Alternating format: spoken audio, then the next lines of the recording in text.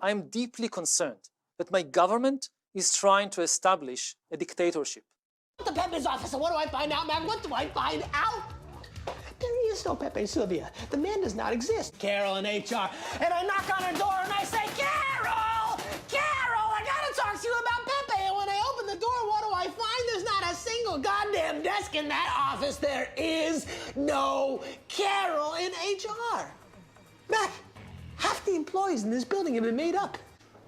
Not only do all of these people exist, but they have been asking for their mail on a daily basis.